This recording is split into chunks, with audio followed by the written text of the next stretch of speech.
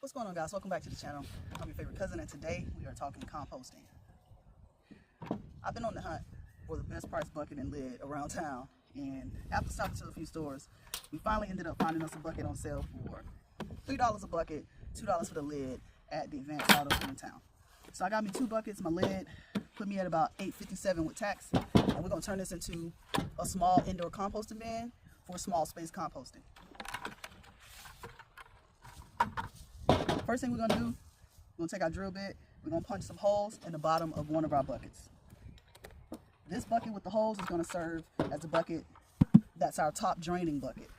We're gonna use this to store our food and some kitchen scraps until we get it out into our big compost bin, or if you're composting at home, this is where you're just gonna keep all of your scraps and mix in your soil and clippings and grass and leaves and all that good stuff, okay?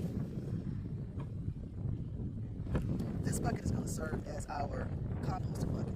We're going to put holes in the bottom that's going to allow for drainage to drip off any excess liquids, which we'll use as fertilizer. And it's going to hold all of our kitchen scraps, our coffee grinds, eggshells. We're going to throw in some grass clippings. When you break the yard, you're going to throw some of those leaves in there every now and again. We're going to put a little dirt in it. All of that is going to help keep down any smell, any type of molding, or it's going to deter any pests from trying to get in your bucket. It's also going to help keep out maggots and flies, that type of thing. We don't want our compost mix to go rancid. Basically, we don't want it to spoil. We don't want maggots in the compost. That's not good compost, okay? Flip our bucket over. All set. Some holes in here.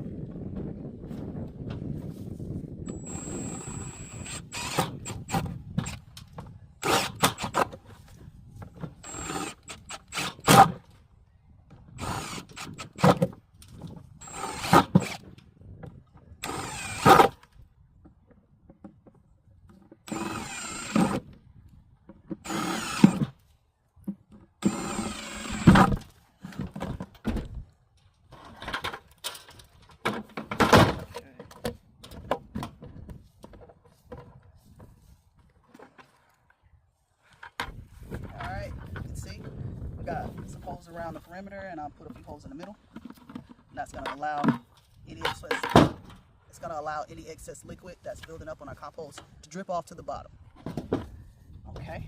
So now we got our top bucket, we got our bottom bucket. We're going to stack these two. Okay.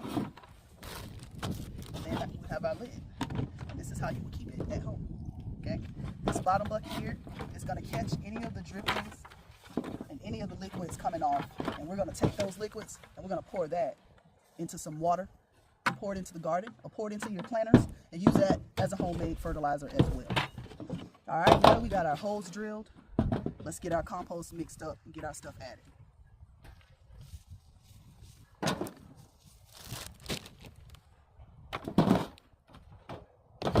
So as you can see, I have a number of things that I've gathered that I'm going to use to start off this bucket. I have some, these are grass roots that we pulled out of the garden that have been sitting. These are stuff that we add to our compost bin out here in the yard. So we're going to take some of that, we're going to put it on the bottom.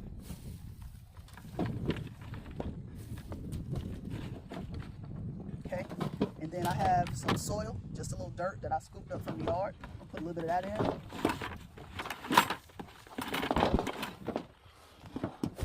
Okay, and then I have a little grass clipping. This is just dry grass that I raked up from off the fence line. It was collecting, so we're going to add that in. A little more brown material. Okay, and all I did was make a nice little bed on the bottom. That was it. Okay, so I layered the grass roots from the garden, a little bit of soil, and then some of the dry grass clippings. So I'm going to go ahead and take the food scraps that I collected from the house. You see we've got some old tomatoes in there. We've got some peppers, some eggshells. We got an orange peel, piece of cabbage. All right, all of that stuff that you throw away in the house, that goes into your compost. I'm just kind of crushing it up just for the fun of it, but it will break down. I do like to break up my eggshells. I crush up my eggshells. Something else you can do is throw them in the oven on a baking sheet, dry them out very well, and then throw them into a pepper mill and grind them down, or throw them into an electric grinder and grind it into a powder. You can take that powder and put that on your plants, put it in your garden. That's your calcium right there. Okay? Dump it back into your compost. Either way you want to use it. Alright, so Plus pepper. So we're gonna take this stuff here. We're gonna pour that in.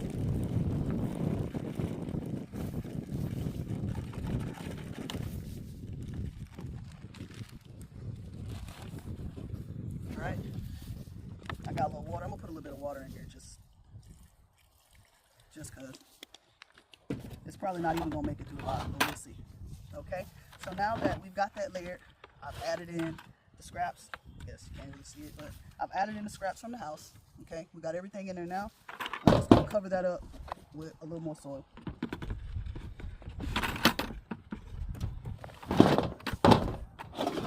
And just like that, our compost bin is ready to go inside. Here's a look at the ends of our bin. So we just got a little dirt on top of the food scraps that we just added in. And we're gonna keep everything covered up. All right guys, and just like that, we've got our indoor composting bin set up. All it takes is 2 5-gallon or two 2-gallon containers. Get you a lid that fits. Drill some holes in the top of your first container. Set that into your second. And you have a composting station. Just like that, you can compost at home, in your garage, on your back porch, your patio. It doesn't matter, okay? You can do it indoors. You can stick it in a closet. It's just that easy. As long as you keep some dry material in here, some dirt, some grass clippings or leaves from the yard when you rake, that's all it takes. Put that on top of your fresh material from the kitchen, your eggshells, your coffee grinds, any of your scraps from vegetables. Let's compost it, guys. All right? If you got any questions, you want to know how you can get started, just hit rewind on this video.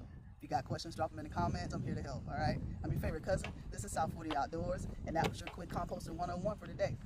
Don't forget to like and subscribe, and I'll see you guys next time. Peace.